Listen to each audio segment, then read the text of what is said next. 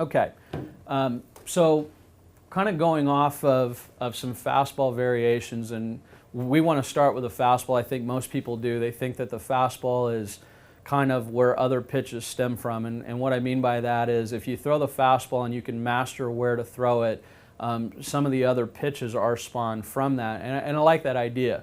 I think that it's one of those things where the more that you pitch, the more that you understand that the fastball, or maybe more specifically the located fastball, or the located fastball with movement, ends up being the best pitch in baseball. The first thing that you could start is throw a strike, but the second is that good moving located fastball is awfully tough for the hitter to handle. So we're going to start with some fastball variations right now. Most kids, most pitchers will start with a four-seam grip, and that four-seam grip is basically throwing the ball in such a way that four seams are going to spin together. And so this four-seam grip, and you can see that I have the horseshoe of the seams on the inside. I could turn that and make the horseshoe of the seams on the outside. This ball may cut just a little bit more, and it's going to depend on the pitcher. This ball with the horseshoe inside may end up being a little bit straighter.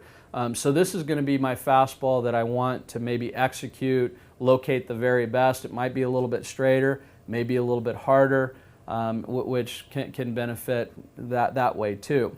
A couple of considerations. First is spacing and grip. And on this, I've seen guys hold this a lot of different ways, but one of the things that I want to remember as a pitcher is that my middle finger is the last finger that leaves the ball, because generally speaking, my middle finger is my longest finger.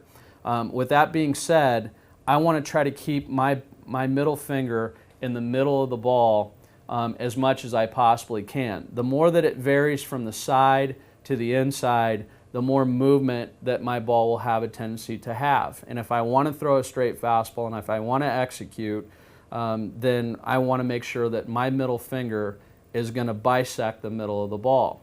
Same thing with the thumb. The thumb is going to be directly up underneath, and the more that my thumb moves to the pointer finger, which would be right here, or the more that moves back behind towards the ring finger, the more chance that the ball is going to have it to veer.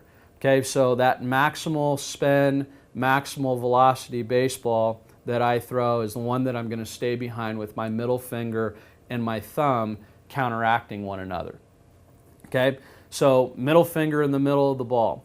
Spacing between the first two fingers, some guys will get out in here. That's not wrong. And one thing you have to keep in mind too is that there's not a wrong answer, but there might be some ways to become more efficient, which is what we'll look at today. So middle finger and thumb in the middle of the ball to start with, and then my first finger, pointer finger, rest right beside it.